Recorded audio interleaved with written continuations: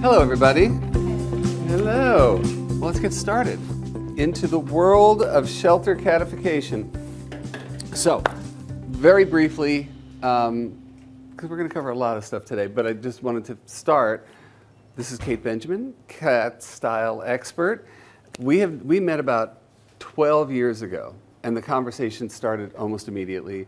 I, of course, have been working with environmental enrichment for cats for a long time. The first time I ever saw Kate's website, I was like, oh my God, things can work for humans too, you know, and still be cat-centric. And in coming together, the world of catification was born, and we wrote 2 books together.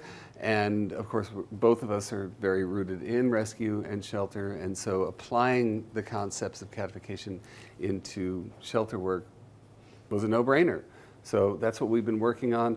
Operation Catification is a Jackson Galaxy Project initiative that is being rolled out in slow motion a little bit, but this is part of it. What we're doing here is an overview of what Operation Catification is. So there we go. So let's get moving. First of all, before we do anything, we want to thank Beringer Ingelheim for making this happen and for a lot of their support with these webinars that we're putting together. Also, big thanks to the Folk Peterson Foundation for also making this possible. So big shout out there. Now, I will turn this to Kate. So we do have a lot to cover today. This is a kind of a big program, and we're going to give you an overview so that you can hopefully find the pieces that you can take back to your shelters and put into action. So 4 big categories we're going to talk about. What is shelter catification and why is it so important? We're going to talk about the challenges of shelter catification that have come up, and also how does it enhance the visitor experience and your organization's brand. This is kind of our special spin we put on this environmental enrichment piece. And then finally, we're going to show you a whole bunch of ideas and inspiration, both for individual cat housing, so kennels, if that's what you have in your shelter, and colony housing, so larger group rooms. That's kind of how we break everything down. Something that's really important is that you hear ideas and you're like, well, we can't do that. That's just a lot. And I just want to open up the possibilities that what we're talking about today can work on any scale. There's ideas here that can be put into any shelter environment. So really what we would love to do is anytime that you have that feeling of, oh, well, there's no way. We don't have the space, we don't have the personnel, we don't have the money. There is something to be done here. So opening up to the why not is really important. The what if, the why not. Getting excited about what could happen based on all the stuff we're going to say is really important. So, no excuses. No excuses. That's what we like to say. So just starting off with, what is shelter catification? Why is it so important? Environmental enrichment is a topic that has been talked about for many years in the context of shelters. And the key thing here is that when you look at the environment that the cats are housed in, your goal is to reduce fear, anxiety, stress, and frustration, because that is what these cats are experiencing. The idea of catification, which is our flavor of environmental enrichment, is that it actually brings together 2 worlds, like Jackson was alluding to.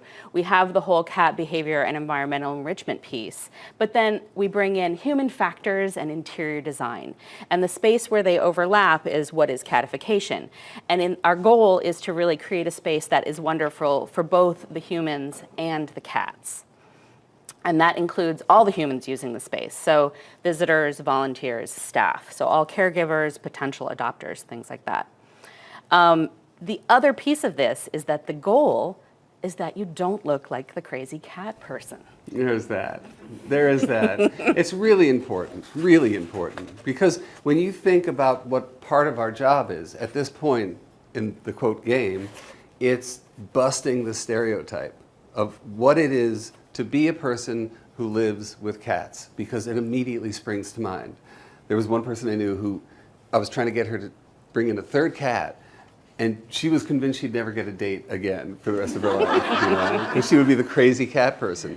We are here to bust stereotypes. We are here, if somebody comes in looking for a dog, that we can say, maybe you want a cat, and have it be received in a positive way. So we're here to also bust stereotypes. So as we get into this, I think what's important is to think about how we're going to take principles that Kate and I brought to residential environments and bring them into a shelter environment. Because if you think about the results of, I mean, I'm not saying that Kate and I spun the world on its head, but both of the books that we put out there and all of the work that we've done has convinced people that, wow, this could work for my cat, and it could bring out the best in my cat, and it looks pretty good. And people come over to my house and they realize that it's a beautiful house, and wait, oh, you've got cats also, you know? Because we've both had the experience of going into people's homes who have cats, and you would never know they have cats because they've hidden everything. And that's not the way we want to go. We want to apply these things. So what we want to get into now is how we can apply it to shelters and why we should in the first place. So I want Kate's going to talk about the benefit for catification for both the cats and the people. Yeah. So really, we want to look at both of those groups, who's benefiting from this. The biggest thing is that it's going to help cats adjust to an unfamiliar and stressful environment. A well-designed shelter catification space. It's going to reduce that stress while they're there at the shelter, and that is going to decrease potential stress-related health and behavior issues.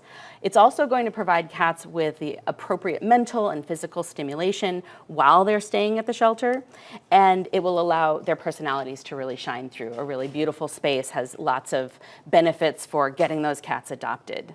And then on the human side, we are creating an environment that allows both the staff and the volunteer caregivers to function efficiently in the space, to really have everything that they need, as well as bringing them joy. So I've seen a lot of really functional shelters, and they didn't really bring a lot of joy.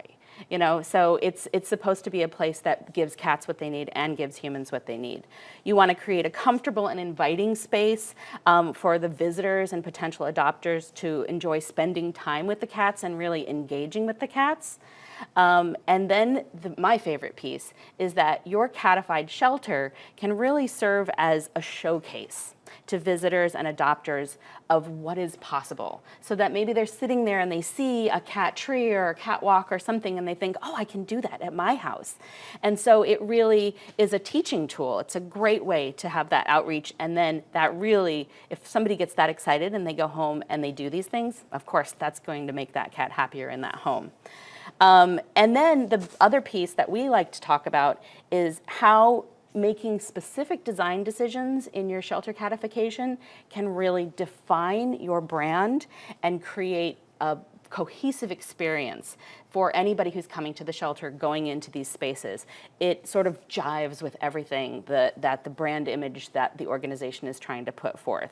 So before you start getting into the nuts and bolts of this, you really have to understand cats in a shelter environment. Yeah, it's really important, I think, that we bring everything back to a basic understanding of cats, you know, and from that, the specific stress that they go through when they enter a shelter. I mean, first, you know, I think it's important to just put yourself in the mindset of what is this cat's story when they come in? And whatever that story is, whether they were surrendered from a home, whether they were on the street, whether they were a neglect case, whether they were dumped, whatever that experience was, now they're coming in here and they're going to have a whole series of stress response triggers that are just going to happen because they're cats.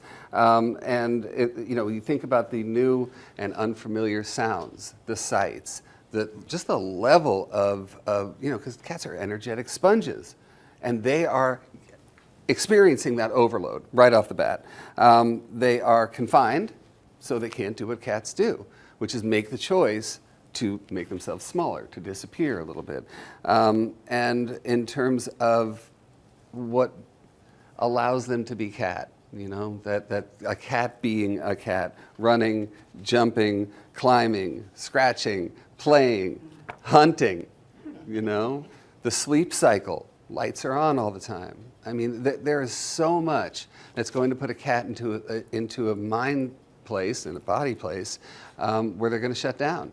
And so I think that, you know, we're in a place of fear, anxiety, stress, frustration, which of course, that's the put the hand in the cage and get scratched a bit. And we got to think about how important that is to avoid that. You don't want to have a cat come in here stressed out and now they're in bite confinement, you know? So the beautiful thing, another beautiful thing about catification is that we can immediately begin to alleviate that stress through their environment. This is what you were just talking about. Oh my God, it's like magic. All right, so in order to alleviate all of those things, there are some really sort of tried and true key elements that you want to try and incorporate into the housing design when you're really trying to achieve these things. So one big one is to create enclosed spaces. This is because cats really tend to choose flight over fight, right? They're really going to want to retreat more often than coming at you. And so they need an appropriate place to do that. This gives them choice and control. So in an environment, a cat needs to have that option, right, to go into an enclosed space or to be out in the open to interact with the people in the room. So choice and control is something that has been shown in scientific studies to help reduce stress in a cat's in their body and everything.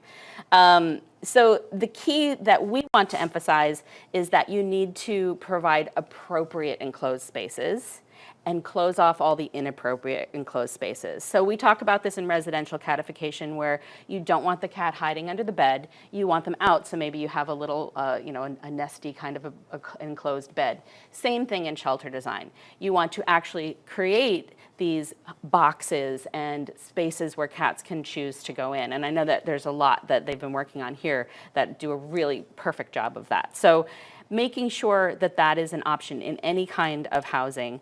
And so they won't hide in the litter box. They won't go hide in that corner that you can't reach or under some piece of furniture. And we all know that that is so important for caregiving, for cleaning, for safety, for everything. So it's this idea of caving versus cocooning. Yeah, because, and we're going to get more into this, where we have that place where we're providing safety and comfort, and then there's that challenge point. So when Kate is talking about the concept of choice and control, that's fine for a minute, but then there's that time where we have to provide the illusion of choice and control in order to get the best out of them. So if you take the example of what I would call caving is them having that choice. Imagine the cat in your home. You give them that choice to go under the bed. They will go, depending on the cat, they're going to go under the bed, but they're going to stay under the bed. That's caving, makes them small and significant. Cocooning is us giving them the illusion that they have choice and control. We do. We get to start bringing out the best in them through, and a lot of it is through design principles along with behavior principles. Yep. So in addition to the enclosed spaces, some of the other really key elements are to provide climbing and perching spaces whenever possible, because we all know some cats really prefer to be up high. It gives them a better view of their surroundings. Same in residential, same thing applies in shelters. Providing sufficient resources is really important, because if cats feel like their resources are threatened, that will increase their stress.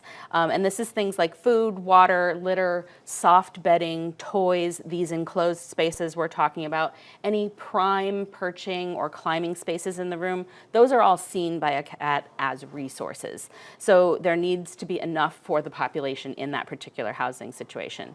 And then again, cats need to be able to control access to these resources in a way that makes them feel safe and not threatened. So this we'll get more into this, but this has to do with the populations that are in the room, making sure that the environment is correct, but also the cats that are in the room are correct. And then two other things that are identified in a lot of the literature and that we've also seen in practice are that it's important to accommodate a cat's senses, all their senses. So you want to eliminate any unnecessary noises, visual stimulation, unpleasant odors that may distract them. And we kind of understand this in general in the shelter, at least dividing cats from dogs so the cats can't hear the dogs barking, things like that. Really making sure that you're regulating the temperature, giving them a variety of warm surfaces and cool surfaces, so again, they can choose where they will feel most comfortable. And then finally, your cat housing should really, it should allow for positive interactions with people, right? So, and possibilities for social bonding. So this is minimizing negative interactions during cleaning. So you have to think about that design of the space in a way like, this is how we're going to clean, this is the plan. We've seen in lots of shelters, the cats get transported from a kennel into a carrier, and that is probably increasing their stress. So if there's any way to design that environment to really minimize that, it's important. And the idea here is really to bring out the very best in them. Right, and this is the thing I alluded to before, what I would call the challenge line. And every human has one, every cat has one, every being has one. Where on one side of this line, there's comfort, and on the other side, there's challenge. And I think it's really important, I mean, this goes a little off to the side of design, but not really. The idea that as rescuers, as shelter people, we have this sort of DNA, which is the second that you're in my hands, then it's over. Whatever you've experienced in the past is over. You're safe. So we know how to provide safety. But I don't think we really think enough about challenge, about the idea that through challenge, we come out with the best version of ourselves. And we can use design to just get one paw over the challenge line in a regular, predictable way. One great example is what we're doing here, hanging those shades over if you haven't seen that yet, it's really cool, you know, because by hanging those shades over the plexi in the adoption area and knowing the specific cat that you're working with, okay, he can't handle it today, we're giving safety. Or during the middle of the day, he needs a break. But then we can slowly desensitize and counter condition the experience through design work, so.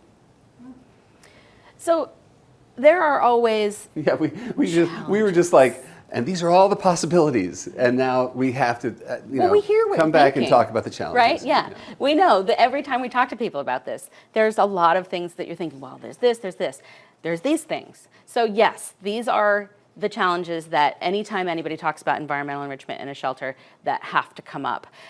So limited space, right? Not every shelter has this huge space that can be dedicated to cat housing. Yes, we're here to tell you you can be creative and do some really great things even with limited space. Same thing with budget. So it doesn't require a huge budget to do what we're talking about. And it can really have a huge positive impact on the well-being of the cats. So just little things. Another big challenge here is that we're talking about changing cat populations. So this is a big differentiation between residential catification and shelter catification. Residents, generally stable cat population, maybe one or two come and go. But we have that constantly changing population in a shelter, which definitely contributes to that stress and this high turnover rate. So that is something you have to think about. Length of stay is also really critical to think about when you're designing your cat housing areas, because small kennels obviously do not, they won't work for long stays. And then also, even in the group housing, sometimes if you have a really short stay, there isn't enough time for that cat to acclimate to that room. So you just have to consider all of these things. And then, of course, durability and sanitation, which is just a whole different ballgame from residential. We know it has to be incredibly durable for extended use over time by multiple cats, and that ability to truly sanitize in between. So it's just a very different way of thinking about creating a physical space and the things that go in it in order to achieve everything we're trying to do here. But again, we don't want you to say, well, I just give up. These are too hard. We've got all these challenges. They are significant challenges.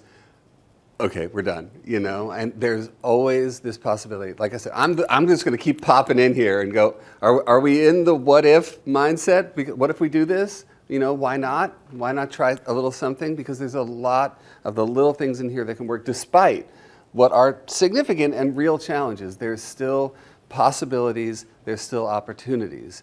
And that brings us to the concept of branding and marketing.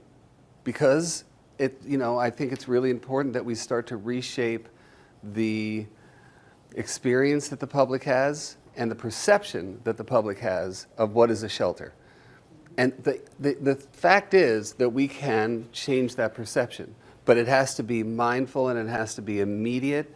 And they have to know that they're not going to walk through the shelter like this. Oh my God, I feel so, I'm going to take them all home. I don't, I can't. We can actually open that up, make it a positive experience, have them want to interact, want to just hang out.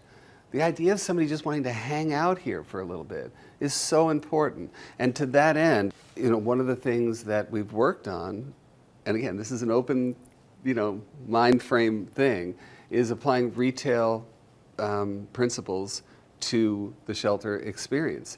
And we have to be okay saying that catification is one of those ways of doing it. And it's also important to think of our animal residents as products in a way that we're trying to sell. We're trying to sell the concept. We're trying to have somebody imagine what it's like to have this cat. What do I got to do to get you into this cat today? That whole...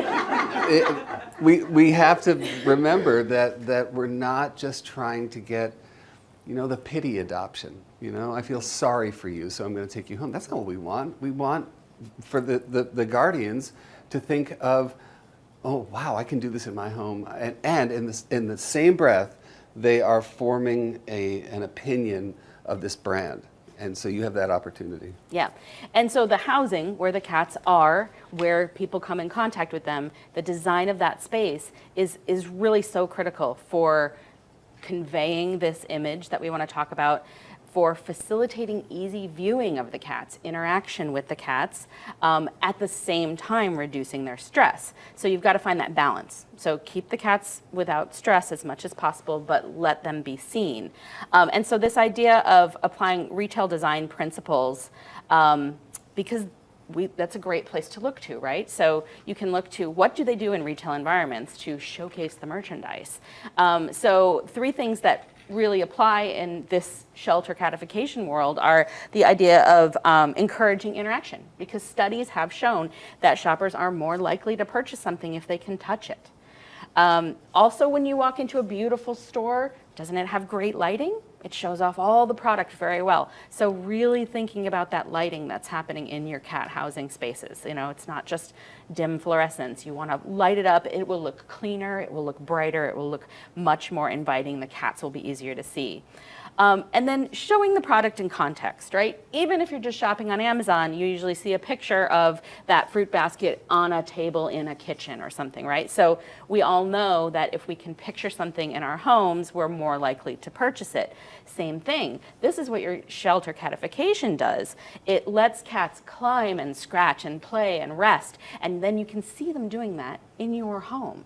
So again, going back to this idea of the housing being like a showcase, what is possible, and bringing out the best in the cats, really showing them in a context that the potential adopters can relate to. And this doesn't have to be a huge room. No, not at all. I mean, this can work on any scale. I mean, if you think about, all we have to do is model an experience where somebody can go, oh, okay, I got this. And having a shelf is one of those ways.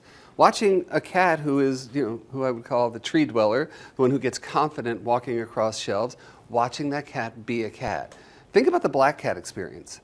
Think about a cat in a cage who's a black cat who's going to stick around here forever because he might be in the back of the cage and he just disappears. Now you're seeing a cat walk across a shelf. And all of a sudden, not only is your perception of cats moving in a positive way, maybe your experience of black cats, because they have that stigma. And this is a bit of a behavior-based catification question, so I wanted to go through it. I've heard cats always need a place to hide, but if they're hiding, they can't be seen by potential adopters. Which is more important? Do you always have to choose, or is there a way to do both? And of course the answer is yes. Yes, you always have to choose. You need to know the individual cat, make a choice, get them over that challenge line. It's okay to want to retreat. I personally, we've gone through this a lot. I hate the word hiding. It's not hiding, it's decompressing.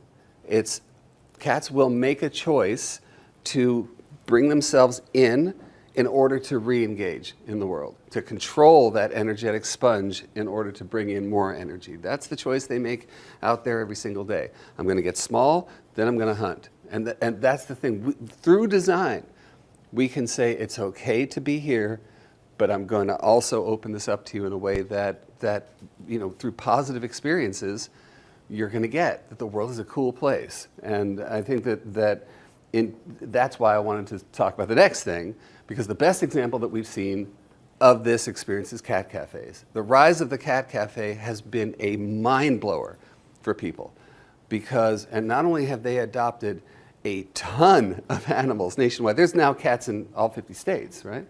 And in this way, think about what you're seeing right here. Just having chairs, just having a place for people to sit.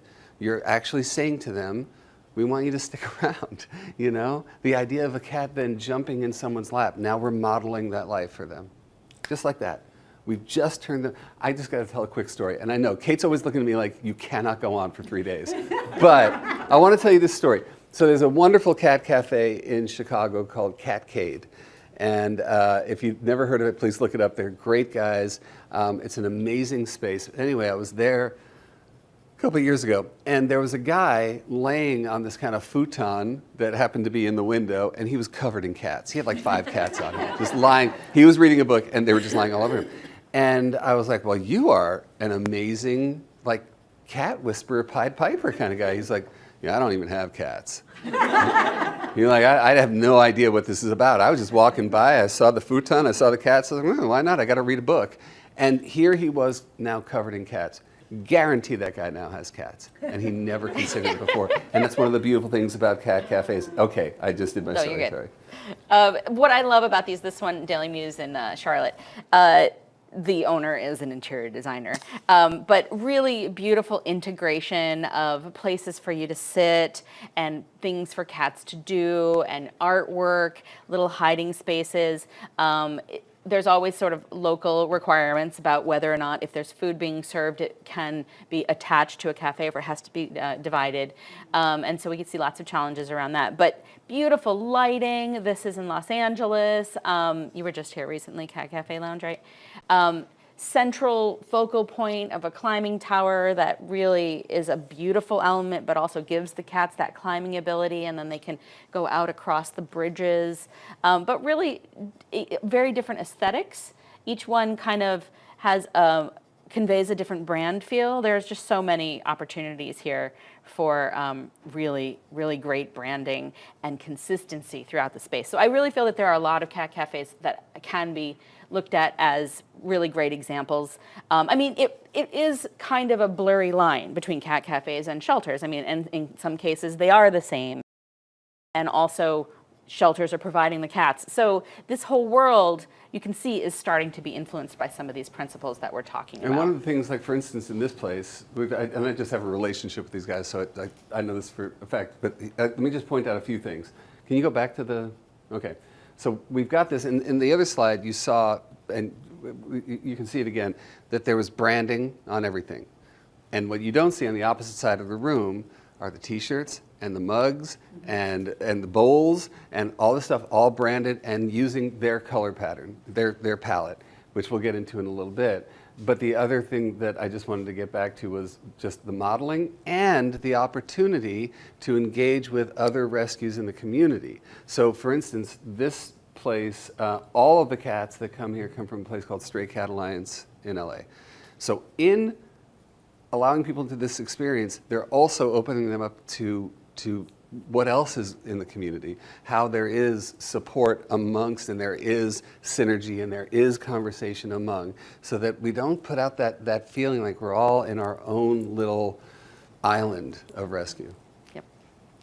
So going back to this idea of your design, your environmental design reflecting the organization's branding. This is an example from Liberty Humane for a project that we worked on with Rescue Rebuild. They already had this brand guideline in place when we came in, so they had a new logo, they had some new colors.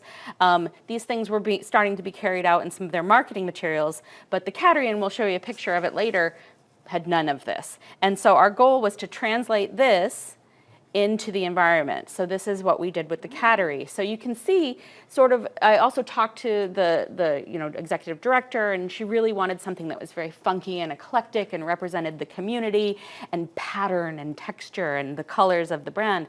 And so that's the direction we went in with their cattery space when we catified it. So you just want to have that in your mind when you're thinking about what are we doing in our space, because everything needs to be a choice. So this is kind of one of our big soapboxes. I was going to say, let that land for a second.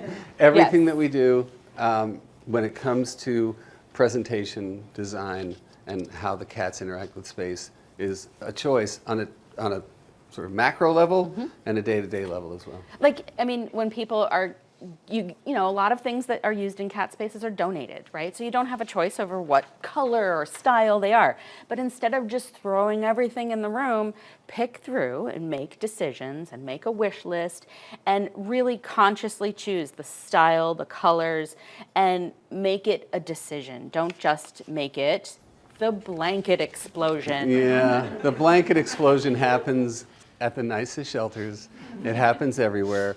It is a product of care, right? Everyone wants to create safety and comfort, and what happens a lot of times is whatever is donated, whatever, sort of SpongeBob beach towel that comes in, we're going to use it. We're going to put it out there, and Chester looks like he's a little scared too. So I'm going to drape this beach towel over Chester's, little cubby. Or we've got a senior in here who's a little brittle, so we're going to take every quilt that came in and throw it down there. And what you're doing is you're reaffirming to the world the crazy cat person stereotype. Because this is what a crazy cat person's house looks like. A freaking mess, right? There is stuff everywhere. Okay, my cat likes to be in the closet. I'm going to put 6 beds in the closet, They like to be under the bed. I'm going to put that there. And I think we get back to just mindfulness, because this is also an opportunity, by the way, to sort of, I hate the word reprogram, but to take the folks who interact with these cats every day, whether it's staff or volunteers, and get them into the mindset of mindfulness in terms of brand, in terms of the retail experience, also in terms of the individual needs for each cat, and not just going with that I feel sorry for you thing. You're in a shelter, I feel sorry for you here. Blanket explosion. Okay, so we're going to get into some of the nitty-gritty now. So this first section, we're going to talk about individual cat housing, or kennels, because most shelters and rescues have at least some kennels, if not entirely used for their cat population. So this can't, when we talk about catification, the first thing you picture usually are the big group rooms with the shelves and the things we've been looking at. That's not always possible, but all of these principles can be applied in the kennels and in the individual housing as well, and need to be for the same reasons, for reducing the fear, anxiety, stress, and frustration. A lot of this material all comes from the UC Davis Koret Shelter Medicine program, including the work of Kate Hurley and many of her other colleagues. So there is a wealth of information on that website about all of these concepts, and with scientific studies to back up a lot of what we're talking about here today. So individual housing generally in shelters is used for newly admitted cats, even if you do have open colony rooms, cats that require isolation or monitoring. It can be used for litters of kittens, and it can also be used for unsocial cats, cats who can't really be with anybody else. There are some very specific recommendations that come out of the guidelines for standards of care in animal shelters. Basically, you want to provide the largest possible enclosure, especially as the length of stay increases. Because small enclosures with no opportunity for out-of-cage time are basically not recommended for long-term housing, which is anything more than 2 weeks. The guidelines recommend a minimum of 11 square feet per individually housed cat. And this doesn't include any raised surfaces or shelves that are inside, so that's the footprint of whatever your kennel or your enclosure is. And the height of the enclosure technically should allow a cat to be able to stand and stretch all the way up on their back feet, so 30 inches in height, which isn't always the standard. So you want to be thinking about all these things if possible, to create this. There is also another standard that ideally you're going to have 3 feet of space between litter, resting areas, and food. This is what has been shown in scientific studies to reduce stress in cats, allow them to really settle into an enclosure like this. Portals. Now this is something that you may have in your shelter, and it's something that can be added if you don't have it. So there's a whole section about installing portals, both on the Rescue Rebuild site. There's a lot of stuff on UC Davis as well. But basically, you're creating a multi-compartment enclosure. So this gives more space. It allows you to separate that resting area and the food area from the litter area, which will definitely decrease stress. And then you can, in a double compartment kennel, the cat can be in one half. You can close the portal for cleaning one half, the other half, all right? And that helps to reduce stress. So that's just a really important thing. You don't have to transfer the cat into a carrier or move them out if you don't have an out of cage time space. So we had another question about this that came up, which is the idea of portalizing existing cages generally happens horizontally, right? But this person asked, don't cats like to be up high? So it wouldn't make sense to portalize the cages. It wouldn't make sense to go vertically, and yes, it actually does. So here's a diagram from the Operation Catification that we really looked at the idea of kennels that either come already like this with portals, or if you are installing them into existing kennels, the idea of giving them that option to go up and down. So this applies also to like those existing multi-story pens, right? There are a lot of cats that are going to be far more stressed out if they're confined to a floor level situation. But of course, this, you have to really sort of look at the individual cats. Yeah, and we're going to get to that in a minute. I wanted to back up to the portal just for a second, because I had to talk about, Kate Hurley is the one who she just took this concept and just forced it down everyone's throat. It was just like, you have to, she would show up at shelters with a plasma cutter. And just, I'm not even kidding you. And because she knew what is now proven, and one of the things I think is really important is that's the notion of like, we can't, we just can't. We need to do business as usual here, cats in, cats out. And what she proved with this, not only did we lower stress, which allowed the cats to come out more, experience people more, go home quicker. Because everyone was like, we're going to take 2 of these kennels? We have too many cats. They were getting out of there faster. Their stress level went down, so the rate of illness went down. Your eyes actually went down, so that we weren't keeping cats in ISO and then bringing them back in. It was a real, it was an incredible innovation, but there was a lot of resistance. And like I said, she wouldn't take no for an answer, and that's why we have portals, and we've reduced length of stay because of portals. We've allowed cats to be cats and to experience the world as cats, and it's kinder. It's just kinder to them, Yeah. Okay. So any chance that you can do that, really look into the portalizing or larger kennels that already have that feature. So obviously, how your cats are presented in individual kennels and housing is going to affect that adoption experience. So some things that are proven, there are a lot of studies into this, that they're showing that cats at eye level basically have increased visitation time from potential adopters, right? It's just easier to see them. And again, back to that good lighting, make sure that that room is really well lit, that you can see the cats, you can see what's going on. Avoiding reflective surfaces that might create a glare, just something like that, thinking about that piece of the lighting puzzle.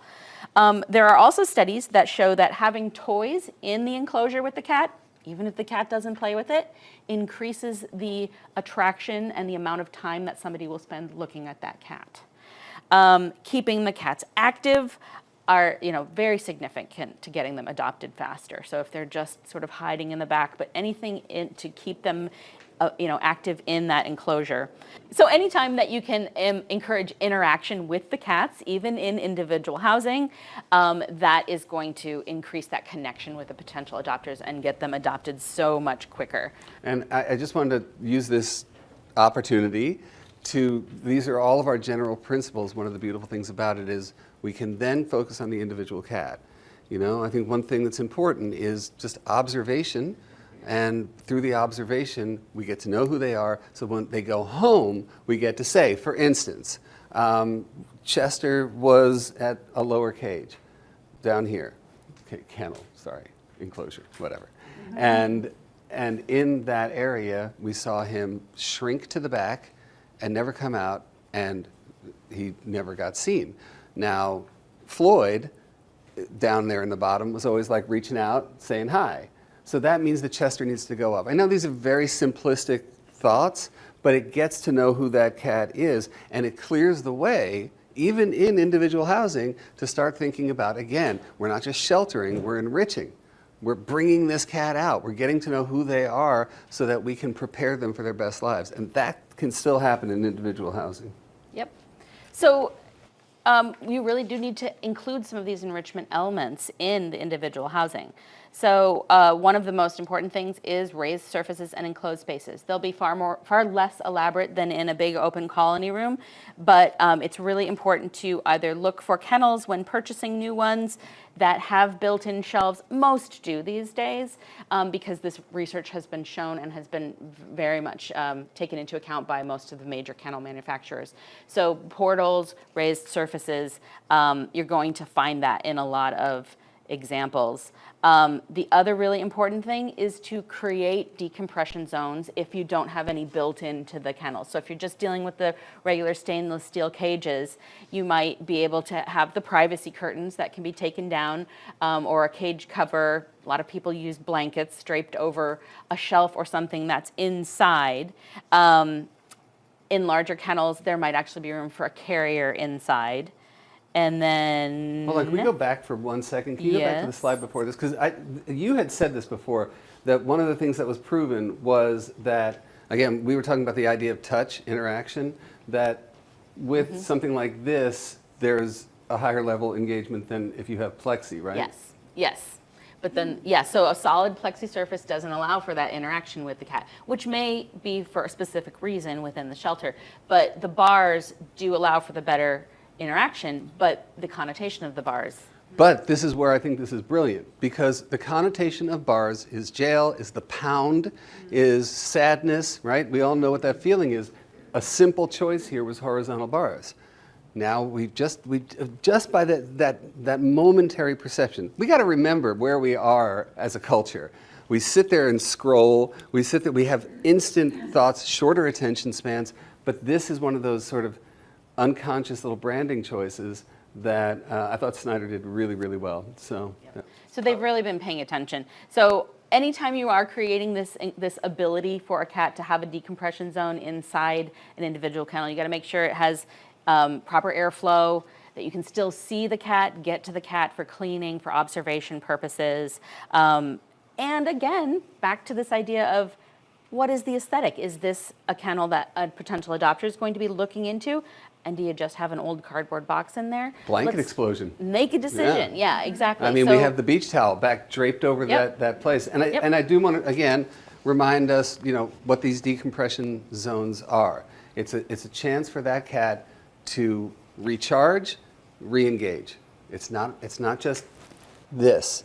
It's what is natural in a cat to recharge, re-engage. Yep. And so here are the blinds that were just installed out front here that are working beautifully. It was really a brilliant solution. And they just kind of go back up. There's no cords or anything to get, and they're very inexpensive.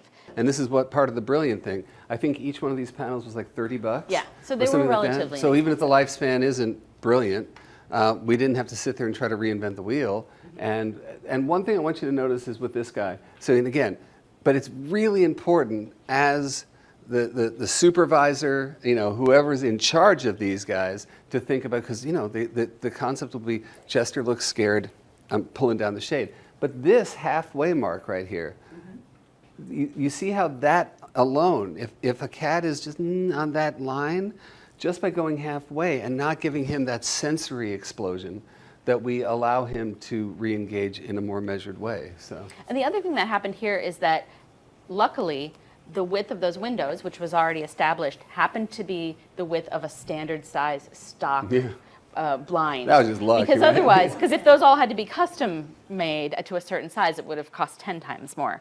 So if there's any way to sort of plan ahead, you know, if you're building something and you want to use these and can adjust that dimension, you know, the whole thing can be thought of cohesively. There are also lots of great products that can be purchased for use in kennels. You've probably seen some of these in different shelters. The Hide, Perch and Go is the original one from the British Columbia SPCA, which is that box that can be used. It has a little enclosure underneath and a raised surface on top, and then the whole thing packs up as a carrier that can go home with the cat, which we're going to talk a little bit more about. That's so important. The Carandas, those are ubiquitous. Those are really durable, easy to clean. They create both the underneath space and the above space. The feral cat den has been useful, especially when you need to isolate the cat inside the enclosure. And then the new cat cave from Shoreline, super simple. It kind of just looks like a step stool, but there's a difference. It's got 3 openings, so a cat doesn't feel trapped inside. And then that top surface is concave. And so it gives them just that little bit of a swoopy down, so they feel a little protected, but they're up high. It's so simple, and it just nails this. It nails shelter catification. And one thing I just wanted to point out, I mean, these are all amazing products, but this was the first one that I remember all of us using. Having a feral box in a kennel.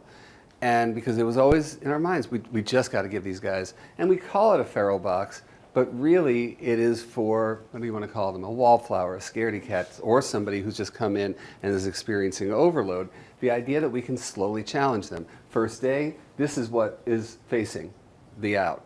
Then we slowly say, you got to meet your audience, man. So maybe this opens, and now we're in this position. As that cat gets a little more like, you know what, this isn't the worst thing in the world, now we can start turning that to face their audience. And honestly, these things work. You know, they work. And one of the things I wanted to lead into. Sorry, one more. These are really cool. These are also one's from the UK and one's from Snyder. Kind of elaborate. So small pieces can be used in smaller kennels, but they're this modular system of all molded plastic, so no seams, easy to clean, because another important piece of these. But you are transitioning into Scratching soft surfaces and toys. And I want to pick up a little bit where the what's it called? The Hide, Perch and Go? The SPCA. Is that what it's called? The Hide, Perch and Go. The idea that by having what I call scent soakers in an individual housing environment just boosts confidence in that cat. It's all about territory. It's all about feeling of control over territory. And cats define that by scent. So anything that we can put in with these guys that allows them that possibility. The thing about the Hide, Perch and Go that's brilliant, and if you've never seen the Scratch and Stretch, I don't know if you've ever seen that before. Is that coming here? up. Okay, we're coming up.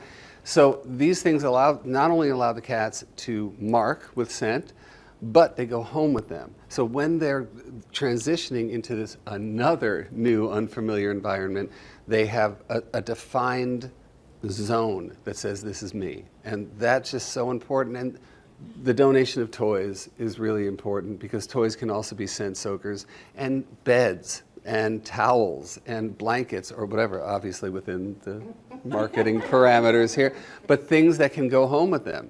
And while they're in there, it's safety without hiding. Scent marking is safety without hiding. And I think that that's a really important thing. So now we get into this, because this is always, as soon as I say this to anybody, they're like, disease transmission. You know, we have to sanitize this space every single day. And that has been proven not to be true.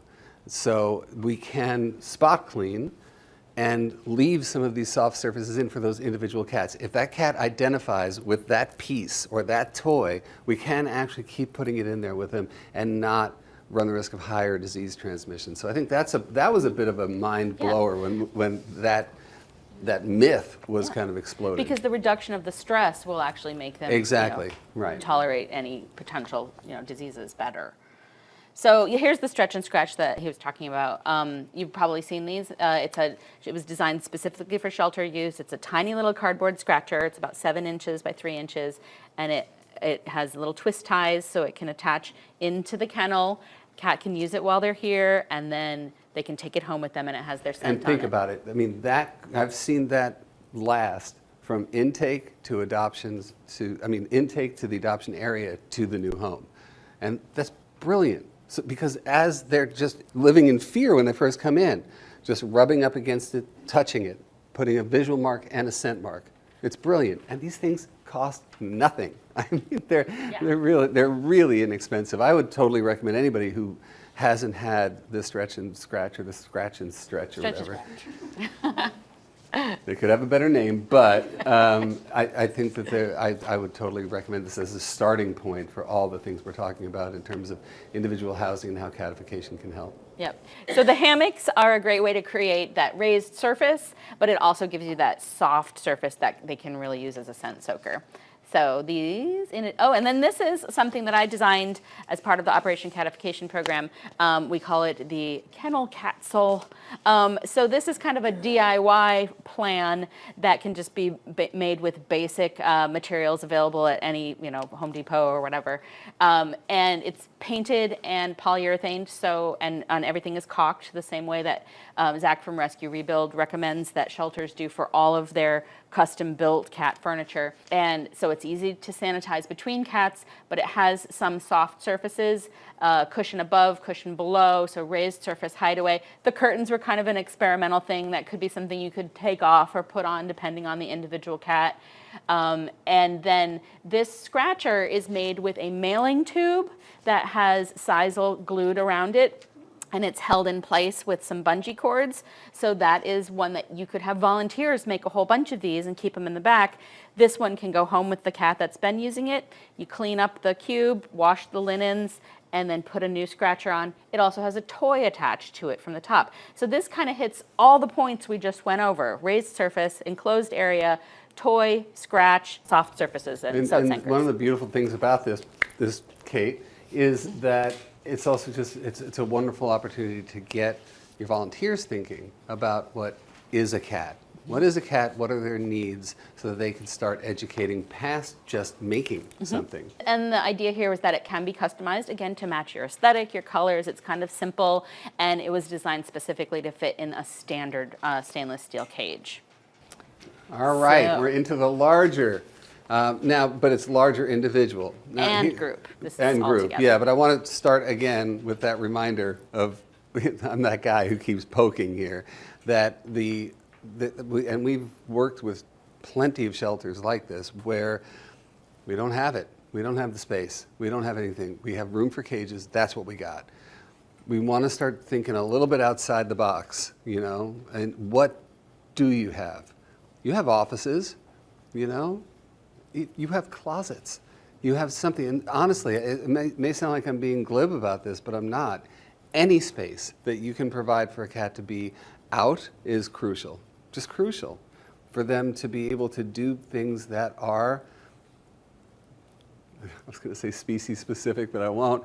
It's just behaviors that remind them of who they are, that allow them to ground themselves again, and also to encourage more sort of a graduated sense of social interaction with humans, and we're going to see a few examples of what you can bring in. Pop-up housing, there we go. Yep. So these are some products that you can purchase that if you really don't have any extra room, a closet or an office or anything for a meet and greet, or they could be for a mobile situation as well, that are, some of them are mobile, the one on the right, collapsible. You can create a space that people can interact with the cats can get some out of cage time. You can put some catification elements in there, some enclosures, some raised surfaces, toys, scratchers. So there's some really interesting, well-designed products there. A little thing here, just a side note about this guy right here. I've used these before, come in contact. You have no, and it looks really bulky and crazy and whatever. It's like a one-handed job to actually open these guys up and to set this up, and they're really sturdy and brilliant and not as expensive as you might think they are. Yeah. So the kind of next transition between keeping cats in individual kennels and moving to the giant colony open space is this idea of a larger individual cat space that's more like it's a condo sort of situation where the cats are staying, but a human can walk in to clean, to do the caregiving for potential adopters to visit with the cats. They might be used for single cats, maybe pairs of cats that came in together, or small groups. So these are some great examples at Utah Humane, and it really is going to be a better situation if you do have a longer stay. So rather than just a kennel. So this could be used, even like the smaller rooms out here that are for meet and greets. But this you want to kind of think about, well, do we need this as an option, this sort of smaller room that can be used for the actual housing? So some benefits of group cat housing. So now we're really talking about this idea of keeping cats in a cage-free environment, right? So it offers a lot more opportunities for social interaction and companionship with other cats, which can have a positive effect on their welfare, right, while they're here, and reduce stress. There's also all of these enrichment opportunities that we're talking about outside the kennel. So you really have all these, the possibilities are endless, right, for all of the elements, for the jumping and climbing and letting them really be cats, which gives them so much more choice and control over their environment, where they want to be, what they want to do. I think we can all kind of agree that this is just a better situation. Generally, easier to maintain because you're not dealing with cleaning out individual kennels. It is a bigger space. There's pros and cons. There are always lots of concerns that come up when you start to talk about colony housing. Should we add this? Disease control being the number one thing that most people talk about, because now everybody's together in a room, you have multiple cats. It could be harder if there is an outbreak of something, harder to decontaminate because it is a larger space. But so you really have to focus on that need for proper sanitation and cleaning if you are going to do colony housing. It's also really important to monitor the cats if there are any illnesses, so that you can stay on top of it. But the increased space actually can increase a cat's immune system. So having that additional space to move can actually make them more resistant to fighting off these diseases. So some people will argue that putting certain cats in a colony will increase their stress, though, which is probably very true for certain cats. So it's just super important to be selecting cats to go in any sort of a colony housing situation very carefully, right? That's just has to be baked into the process if you're going to have this kind of housing. The high turnover rate, again, is a little bit stressful. New cats coming in, maybe cats that are already established, that's going to increase stress. They don't really have that time to acclimate. Resource guarding is another thing that can happen in colony housing. So this, I mean, if you have multiple cats at home too, you know all of this. I have 13 at home. So I essentially live in a mini shelter. Basically anything that we've talked about before, the resources, the food, the litter, the primary napping spaces and stuff, it's just their way of expressing that stress. And then those shy cats may really, something could, they could be forgotten about. They have to be really monitored to make sure that they are not suffering in any way. And that's the other thing. In a kennel, really easy to see the cats, see what's going on. You know if they ate, you know if they pooped. Group cat housing does exhibit that extra challenge of being able to keep an eye on everybody every day and make sure that they're doing all the things they're supposed to be doing, which, even though there are all of these concerns, you can get over it. There's always some way through it. I was just thinking, not spacing out, thinking, there's a difference. But, one of the things that has been a revolution is the availability and the really inexpensive nature at this point of quality surveillance cams. The Nests and Rings and Arlos and Ys. And I mean, I've seen them, like a 4-pack of them at Costco for like $100. And they might be the cheaper brand, but they all have the same cameras in them. It's just about how you interact with them. But the thing is, if you've got a cat volunteer, they can scroll through 24 hours of cat in a matter of 15 minutes. You know exactly what went on. You monitor everybody. You know who. I am just giving you an example of someone saying, well, we can't monitor them. Yeah, you can. And it's not that big a deal at all, you know. The fact that yes, I'm not discounting these concerns. Group housing is not for every cat, you know, and there are the cats who aren't ready for it. But I think, and especially if you have different rooms where you can do this, is again, it's all about mindfulness. It's always about everything is a choice. Who is this cat and why does he belong in this room? You know, do we have the cat that is, you know, within 24 hours demonstrates that he's like, you know, the cat I call the Napoleon, the over-owner. I don't trust that I own this place, so I'm going to guard this. You're not getting to it. And then we have his polar opposite in that same room. He's going to continue to do that behavior because he knows that it does what it's supposed to do. And this one over here is going to be the perpetual wallflower who's never going to come out. So we want to make sure that we're matching cats to the right environment. And that said, there are cats that are just straight up cat aggressive and do not belong in group housing. But also one other, this opportunity in terms of the public is just that constant reminder, at least in my book, that cats should be with other cats. You know, cats should grow up with other cats.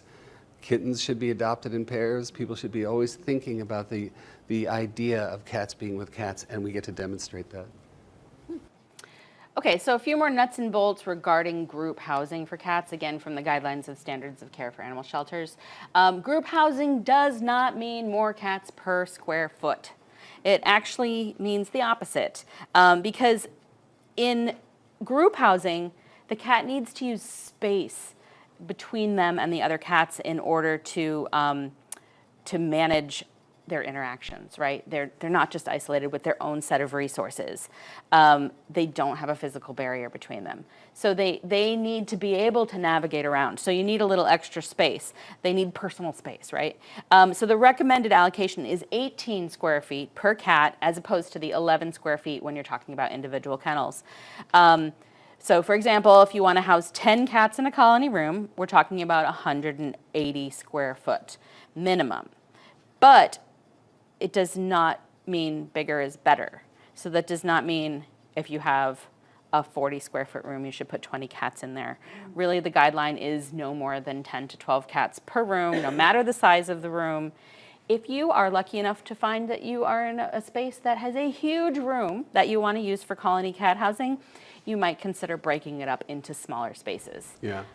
I think that's a really great idea, by the way, because you know, if you think about what I was just saying about matching and being mindful of who you match with who, if we could take this room, easily break it up into 3, right? Mm-hmm. Easily. And you still have a great experience. The cat has a great experience of ownership of territory, exploration, taking some risks, playing, hunting, all of that, you know. But I think rooms like this tend to overwhelm cats, and you'll find them in corners, you know. So this way it gives you the opportunity to bring out their best and to match them. And I really do think that's important, you know, to just think about, again, everything's a choice. Who are you and what's going to make you the best version of you? And that is definitely not matching you up with Napoleon, you being the wallflower over here. I do want to, yeah, we're going to get into the adoption experience. Yes. So again, we talked a little bit about, well, Yeah. we talked a lot about this, but I think one of the things that I have found to be the gimme is the seating, you know? You walk into one of these rooms and there's not a chair, or there's something. Maybe there's a milk crate. You're like, guess I can sit here, you know? Am I supposed to sit here? Am I going to break this? That's what I think, because I break everything. But the places where you walk in and immediately you're encouraged to stay there is a brilliant thing. I mean, we've seen before, not just a chair, but there's a little book stand next to the chair, encouraging you to pick up a newspaper or a book and just hang out. And the greatest thing about that, by the way, and this is a great design choice based on the cats who are in that room, I know, the cats are in that room, that if you remove your eyes and your hands from the experience, you are encouraging a cat to be a cat, which is to say they will explore you. You don't have to be like, oh, cats love me, you know? Yeah. And what you're doing is you're doing an activity and they're going to come to you. We're sort of silently and subconsciously encouraging people to have appropriate behavior when meeting a new cat. So. And I think something about the seating design in a group housing room the seating for the humans needs to be integrated with the areas where the cats are going. Where are they sitting? Where are they climbing? How many times do you walk into a cat room and there's just one little chair over in a corner and there's for the human to sit on, and there's no reason for a cat to be there? But long benches, things where you're actually interacting together, and both are using the same surface. I think that's important. The other really positive thing that you can work on in group cat housing for affecting the adoption experience is this idea of how do you identify cats. So back to the kennels, we never want to see a kennel completely covered with all of the paper, their picture and their description and all their medical charts and everything, right? You want to remove that and make it, again, a conscious decision. We're going to look at an example in a minute. But creating a who's who board, that's really pretty, and that matches the environment, and it's inviting, and it has all the information that somebody needs to identify all the cats in the room. One thing about that I think is so great, again, there's advantages that go way beyond design. Because if you think about that part of the cage, I always use the word cage, it's just programmed in me, is that if it's not a choice, we got people writing all kinds of stuff on that cage and hanging all kinds of things, and you got to watch out. Some people are going to be like, Clyde bit me. People are going to read those things, or you highlight, be careful, Clyde's dangerous, or just saying, or just hanging their own little thing. It encourages, by you taking control of this, you're inspiring a sense of cohesion among volunteers to say, we're all going to treat this the same way. We're all going to, we're making a group choice, not an individual choice. Well, it's the decision to present a certain image to the public, exactly. And not just make the space functional for the caregivers, which is, as we're going to see in some of the examples that we're going to look at, really when we walk into work on a shelter design, that's what we find. It's clean, it's perfect, it functions really well for the caregivers, no consideration to branding or user experience for the visitors and potential adopters. So it's just a mind shift. So one of those things in a group room is you want to organize all the stuff that a visitor might need to come in, like the toys and the treats and the brushes. And then also a bigger room has more branding opportunities. So think about, people are visiting cats in your group cat room. They're taking selfies with the cats. They're posting on social media. Shouldn't you have your logo in the background and all this colorful surroundings so that these photos look great and people say, oh, where are you? Oh, I'm going to go over there next Saturday. So, just how that room is designed can really have a big impact on that. So this is an example of a couple of who's who boards that I designed for different shelter projects that really incorporated kind of the fun graphics and colors of the space that we were working on. And it wasn't just an afterthought. It was something that was designed. So, okay, now we're going to talk about the Shelter Catification Toolkit. And don't forget that everything we're about to show you, these are things not to overwhelm, but to inspire. Okay, so there's great stuff in here. If you pick one thing, it's brilliant. Yep. So the toolkit, the elements that we always work with when we're approaching designing a new cat space at a shelter, you got your superhighways and your vertical spaces, these decompression zones that we keep talking about, really important enclosed spaces that cats can go in and out of. You've got to deal with your litter boxes. You've got to give them something to scratch. The soft bedding, the toys and the place to store the toys, seating for humans, and then catios. So we're going to just buzz through a bunch of fun examples to show you from different projects that we've worked on that other people have submitted to us. So there are like shelves, stairs, ramps, bridges are all different ways to get cats up off the ground, right? Things that are suspended from the ceiling, attached to the wall, easy to clean still, properly sealed, caulked along the back edge. Opportunities to be colorful, to be fun, to put graphics on the wall, to just really, I love these three guys here, to just have fun with it, create this really great backdrop. And just so you know, most of these spaces are really small. And you know what, I realized we didn't define what a superhighway is, by the way. The idea of the cat superhighway is to think about that for cats, they walk into a room and they do that. Right? We walk into a room, we're just here, and I see my chair and I sit. But we're living here. Cats live in 3 dimensions. And by employing those 3 dimensions, it's like adding, if it was your house, we'd be popping the top on your house and adding another floor. That's how they see the volume of territory. And what the superhighway is the ability to just walk the room in different lanes of traffic, you know? We're not all competing for the floor. I can walk around this room up here and never touch the floor, if that's what I choose to do. But if you see here, what we're doing is, this is all about what we call in our books urban planning, where you're thinking about traffic circles, dead ends, you're thinking about traffic lights, you know. Multi-lanes of traffic, multi-lane on and off traffic, ramps. and things like this little staircase here and this one over here, give you the off-ramps and the on-ramps and ways to just make sure that we're never going to crash the car, you know. So boxes are that enclosure, that decompression zone. But you want to think about multiple entrances and exits. Nobody feels trapped in a space. They can have all different shapes and colors. You can have circles, you can have cat head cutouts. This is a great place to play with color, levels. You can just do all sorts of things with these. And it's really basic building materials and somebody who knows a little bit about woodworking, right? So this is all made with plywood. And so we're not getting into materials today. Zach is covering that in his section, talking a little bit about materials that are appropriate for shelter catification.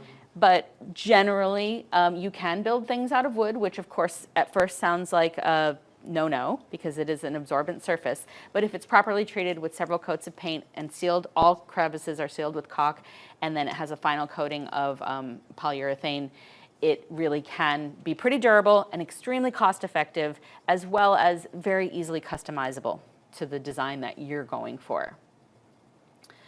Trees and towers, another way, just either freestanding trees, things probably that you're going to make and not purchase. Most purchased cat trees are for residential use only.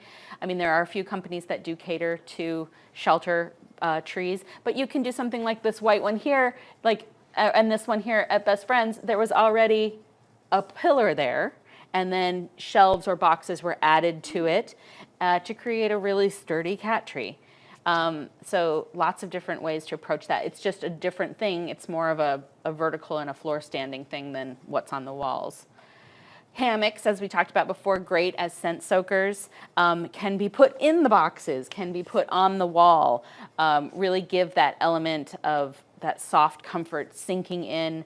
You can have a whole stack of them in the back so that they can be swapped out as needed, that kind of thing. And very easy to make, yes. Back to the seating benches. So we're talking about a long bench where cats can hang out and people can sit next to them. Well, that's a big space underneath. It could be a litter hider. It could be a storage bench that opens up on the top, really making good use of your space, especially if you have a smaller space. So these are all examples that either I designed or Rescue Rebuild did. Things on wheels that can move around if you have a flexible space and want to be able to change it up. And then scratchers. And Zach talks about this in his materials piece, where ideally you want to create some sort of a scratcher that the main part can be easily switched out for durability, for sanitation purposes if needed. So these are some fun examples we've seen. We love this one here, the cardboard holder on the wall. You can just swap out a standard size cardboard holder, but those were all custom made by some volunteers at the shelter. But look how brilliant this is, by the way. I mean, I know we've dwelled on this before. So you've got the scratcher, the chair placement is strategic. So that a cat comes over, scratches, says, I own this spot, and maybe I own this human too. And the human gets to just be there while that's happening, and then we have the matching color, which is branding. And this idea of integrating this climbing and scratching surfaces into the benches too, same thing. That just thinks about it cohesively. And here's your toy storage. Here is brilliance. Again, this is just like having the book stand next to the chair. These toy holders right when you walk in the door. Look at how easy this is. And but they're not just hanging out. This means that the human not only has something to do to engage as soon as they walk in the door, but the cat makes a positive association with humans coming in. You know, again, it's not just person going, oh, I got to play. And this is great for kids too, by the way, to be able to come in and engage through a toy and be a bird and have some fun and not just try to pet, you know. And I think that we got to remember that constant exposure to pet or brush is overstimulation, and that is going to lead to bite. So I think it's really important to remember that this is just immediately somebody walks in and they can grab something and play. They're not all over the place, there's not the toy explosion. I think this is one of those absolutely brilliant choices. But again, plan it, right? Yeah. Make sure there's a conscious decision. Where are they going? What does it look like? How is it fitting into the entire environment? Oh, and by the way, when we were talking about, I just wanted to qualify something. When we were talking before about the availability of resources, toys to me are a no-brainer, but you do have to be very judicious about brushes. You have to be very judicious about the availability of treats. In my book, I wouldn't give visitors the ability. We have enough problem with volunteers with the hiding, and all of a sudden there's the treat. Because again, we miss opportunities to actually engage in a constructive way, challenge the wallflowers to come out, and also not to overstimulate, because brushes will do that in a heartbeat. And if you're lucky enough to have a space that can accommodate a catio, that is, of course, a fantastic way to give cats some protected outdoor time, some fresh air, incorporate seating for people into the catio so they can spend time with them. All the elements, climbing, hiding, scratching, toys, things like that. Very easy to inspire people, by the way, to think, I can do that. Yeah. They don't have to be elaborate. It's just a matter of getting people to think differently about, okay, well, especially when we're having the indoor-outdoor debate, which is endless, and will go on until the end of time. Should cats be allowed outside? Of course, in a perfect world, they should be, but this is not a perfect world. But the catio is this beautiful way to start the conversation with somebody who thinks that cats need to go outside. Mm-hmm. So we have a series of transformations, so you can see the befores and afters of some of the projects that we've worked on. So this is one I did during the pandemic for Home for Good in Phoenix. So this is how it was when I walked in. We have the sea of carpeted cat trees in the middle that were all donated, and some random things around the edge. And this is what we transformed it into. So the seating with the bench that opens up, there's storage below. There are lots of climbing surfaces, hideaways up high, down low, medium height. That's the other thing, is you want those enclosed spaces to be available at varying heights. And the ability to go up and go down with multiple on and off ramps. And then we really took advantage of that window and built kind of this multi-story climber in front of the window. One you may have seen on My Cat from Hell, Santador in Los Angeles. This is how it was when we walked in. Now, don't forget, this is the entire space. So when you walk in, I just want you to just look at some of the elements here. You're a person who's never walked into rescue before. You see a sea of cages, a sea of towels, a sea of stuff everywhere. But it's really convenient for the caregivers. Like that's yeah, sure, we had to fight some fights here. It's an efficient space for caregiving. And now it is a beautiful space where people can come and enjoy spending time with cats, and efficient for caregiving. Yeah, and we've created, or helped to create, a true brand identity. When people, this really, the beautiful thing about this one was we were able to prove a before and after in terms of numbers of adoptions. Mm-hmm. It skyrocketed, and it wasn't because they were on TV. It was because they're a storefront, and people are walking by, and you see this thing that invites you in. Think about the storefront before that. Who wants to go in there, except if you feel sorry for the cats? And really simple things. These are just IKEA shelves. This particular bracket is really good because it holds pretty securely to the wall, and that's just a vinyl wall decal. You can buy those online now anywhere, or have them made, and it just adds this sort of fun element. And then the seating benches. This was where we really started playing with this concept of having the hidden hammock just right there beside where you're sitting. So maybe the cat's in there kind of feeling a little insecure, but you can still sit down and interact. And they can choose to walk away if they want. But it was this really playing with this idea of putting the people near the cats.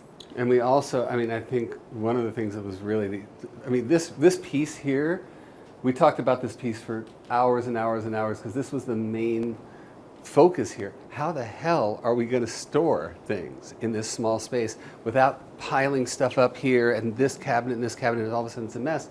This thing has all of the storage in it. Tons of it. and really sturdy casters, but it's designed in such a way so that the edges come down so that cats can't get underneath it.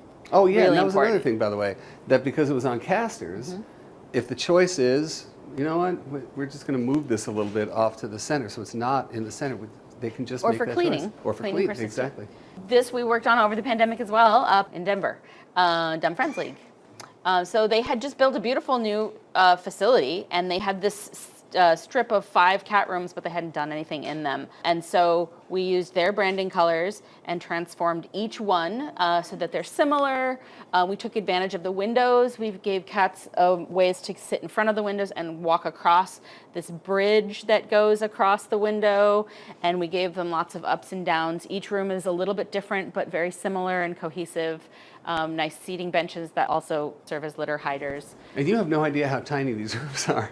These are pretty teeny small. tiny. Yeah. And one of the other things that we were able to do here is create rooms where we're asking or forcing the people who are putting the cats in these rooms, who's going in there? We have 5 choices. Does Clyde belong with Tiger? Does Floyd belong with Princess? You know, who belongs with who in order to bring the best out of all of them? And a lot of the climbing spaces we changed to accommodate those mindful, choices. This is really one of my favorites. This is the Sojourner Center Domestic Violence Shelter in Phoenix. This is in their lockdown area where people are immediately escaping from domestic violence, and they have the ability to bring their animals with them. It's a fantastic program. It's in conjunction with one of the local rescues, Lost Our Home. And so Lost Our Home provides volunteers and staff to help run it, but then the clients who are bringing their animals to the shelter are also required to come and visit and caretake their animals. They can't have the animals in their housing unit because that's a state regulation. So this was the cat space. There's also a separate part of the building that's for dogs. And again, it was just kind of filled with donated things and some kennels and a kitchen sink. And we opened it up. This was a rescue rebuild project, and introduced this sort of spa-like environment where these people who are fleeing from domestic violence can come and spend time with their cats and decompress themselves.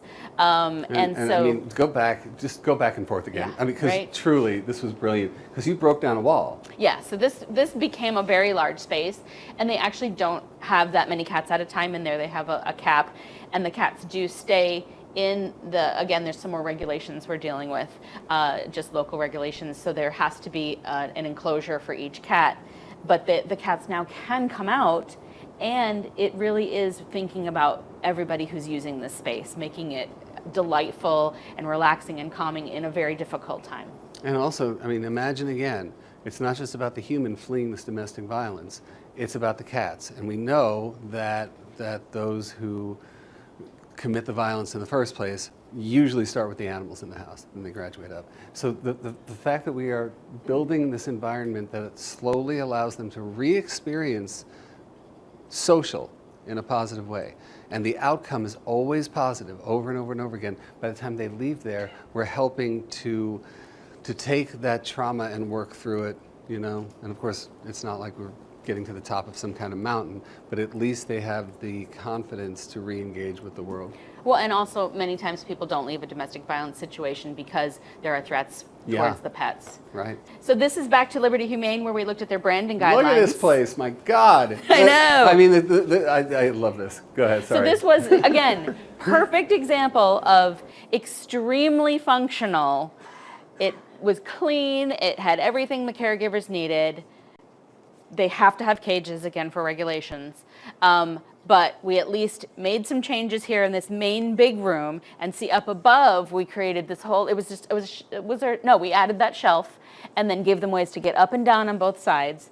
And then there actually are some smaller rooms in the back so that fall into that category of a larger individual house, and they had one cat who seemed to be a permanent resident. I think she got adopted, but she was difficult. And so she had her own suite, and that's back here. So there were 2 essentially closet-sized rooms next to each other, and we installed that window is in between the 2 rooms.